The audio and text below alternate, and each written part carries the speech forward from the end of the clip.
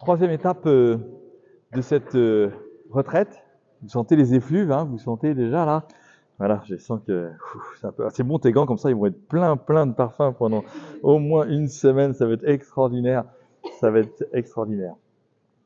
Eh bien, troisième étape, vous savez, le jour de votre baptême, soit vous êtes arrivé déjà habillé en blanc, soit au moment où le prêtre a fait une prière, on vous a revêtu d'un vêtement blanc, d'une robe de baptême, qui était peut-être une robe de baptême de famille, qui était peut-être un vêtement blanc que votre parrain ou votre marraine a offert pour votre baptême. En tout cas, ce vêtement blanc, c'est effectivement de comprendre que le salut joyeux que Dieu met dans notre cœur, c'est quelque chose qui doit désormais être visible. Le vêtement blanc, c'est le vêtement de la pureté, c'est le vêtement de la simplicité, c'est le vêtement qui nous permet de dire que nous avons été revêtus par le Christ. Et ce vêtement blanc, vous le savez, il nous rappelle que le dimanche de Pâques, eh bien, le Christ, le dimanche de Pâques, oui, le Christ est apparu habillé d'un vêtement blanc étincelant à Marie-Madeleine, puis aux apôtres, et puis ensuite à tous ceux qu'il a rencontrés. Et c'est donc, le vêtement blanc, c'est le signe de la mission. Et on se souvient que le jour de Pâques, le Christ, ressuscité d'entre les morts, dit « Va annoncer à mes frères ». Pourtant, à qui le dit-il? Il le dit à des pécheurs, à des gens qui ont travaillé avec lui pendant 3 ans, qui étaient ses apôtres, ses disciples, et qui l'ont vu faire des miracles et compagnie, et qui, la veille de sa mort, l'ont tous abandonné. Il y en a un qui a mis fin à ses jours, l'autre qui l'a renié 3 fois, et aucun d'entre eux, à part Jean, était au pied de la croix le vendredi saint. C'est donc que le Christ nous envoie en mission sans attendre que nous soyons parfaits. C'est donc que le Christ nous envoie en mission parce que nous sommes baptisés, et parce que nous sommes baptisés, cet envoi en mission fait de nous effectivement des hommes et des femmes qui vont pouvoir proclamer le nom de Jésus à ceux qui les entourent. Et vous avez, vous, autour de vous, un nombre assez grand de jeunes que vous connaissez, que vous aimez, qui sont vos amis, et qui soit ne savent pas qu'ils sont aimés par le Christ, soit ne connaissent pas le Christ, soit effectivement n'ont jamais reçu aucune annonce directe de la foi au Christ. On a eu la joie d'accueillir il y a quelques semaines, juste avant Noël, le père Paul-Adrien d'Ardemar, qui est un des grands missionnaires sur Instagram et sur YouTube, un dominicain, vous savez, qui est habillé de tout en blanc, justement, et qui nous a dit qu'en fait, désormais, les chrétiens n'avaient plus aucune raison d'avoir peur d'annoncer le Christ, parce qu'on savait qu'à 98% de chance, on allait tomber sur des gens qui ne connaissaient pas le Christ. Vous savez qu'à Rouen, il y a 2% de pratiques religieuses. Ça veut dire que quand on voit 100 personnes, eh bien, il y en a 2 qui vont à la messe le dimanche, et il y en a 98 qui n'ont pas eu forcément d'appel à la vie chrétienne et à reconnaître la grâce du Christ dans leur vie. C'est donc que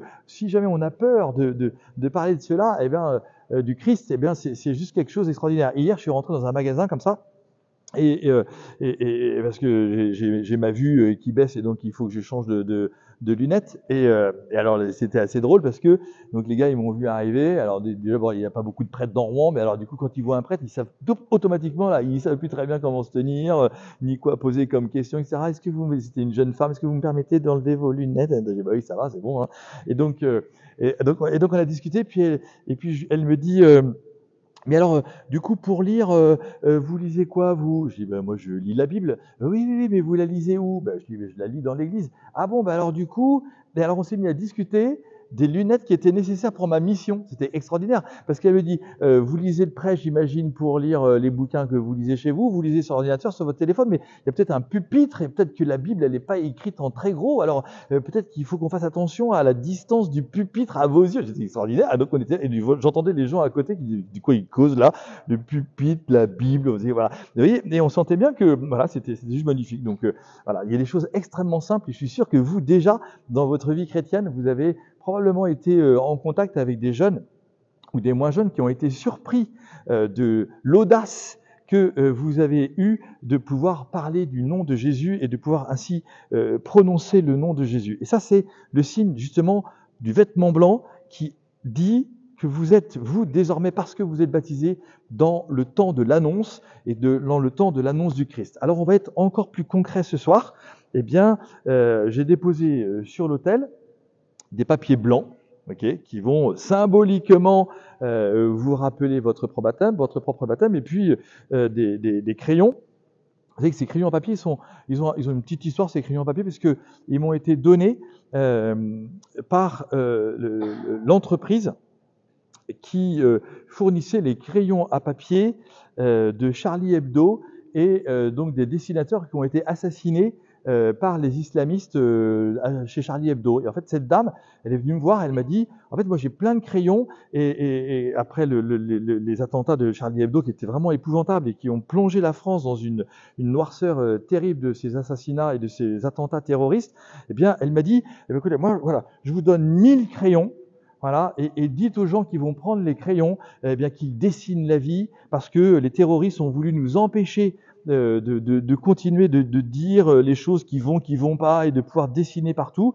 Eh bien, voilà, moi je suis sûr ce soir, du coup, eh bien, je suis content de vous offrir un de ces crayons qui aurait pu être un des crayons de Charlie Hebdo. Donc vous allez prendre non seulement un papier blanc, et puis en plus un crayon, et vous le garderez avec vous ce soir. J'en ai plein, donc voilà, vous en prenez un pour vous, c'est un pour vous. Et vous venez pas me voir en me disant ah, j'ai mon copain qui dessine bien, genre, il avait qu'à venir, ok. Et donc, et bien sinon vous lui donnerez votre crayon, tout va très bien. Et surtout, en fait, sur ce papier blanc, vous allez écrire 3 prénoms de jeunes que vous connaissez, dont vous connaissez l'histoire, dont vous connaissez la vie, et qui ne sont pas avec nous là ce soir. Ok ? Parce qu'ils sont peut-être pas chrétiens, parce qu'ils n'ont pas osé venir, parce qu'ils ont reçu une invitation, et que même en étant interne à JB, ils se sont dit « Oh ben non, c'est pas pour moi, je sais pas quoi, machin ». Voilà, et pour dire « Seigneur, c'est toi qui appelle, c'est toi qui m'envoie annoncer ta bonne nouvelle, et c'est pas moi qui reçois les fruits de la conversion, mais si jamais tu veux toucher le cœur de 3 de mes amis, eh bien touche leur cœur par ma présence ce soir dans cette église. » Et une fois donc vous aurez pris ces crayons et ces papiers blancs, pareil, vous vous dispersez, et ce que je vous propose, c'est de vous mettre à genoux pour écrire les 3 prénoms de ces amis. Okay ? Et comme ça, vous les écrivez bien, vous prenez le temps de bien écrire le prénom, et ensuite sur l'autel qui est dans la chapelle de l'autre côté, j'ai mis une corbeille sur cet autel, et vous irez déposer ces papiers blancs en disant « Seigneur, je les ai noircis du nom de 3 personnes que j'aime, et j'aimerais tellement qu'ils puissent connaître le Christ, ou te rejoindre, ou revenir à l'église, ou revenir avec nous pour faire partie de ton peuple, parce que eux aussi ont le droit d'être fils et filles de Dieu. » D'accord ? Donc on y pense, on y va, on prie pour eux, on se met à genoux, on écrit les 3 prénoms, et une fois qu'on a fait ça, on revient dans l'église, on revient ici devant nous là, mais du coup on prend bien le temps d'intercéder pour ces 3 amis en disant « C'est toi Seigneur qui convertis, c'est toi qui changes les cœurs, et si tu veux toucher le cœur de mes amis par mon témoignage d'être blanc depuis le jour de mon baptême par ce vêtement blanc que j'ai reçu, eh bien fais-le comme tu as le désir de le faire. » Allez-y.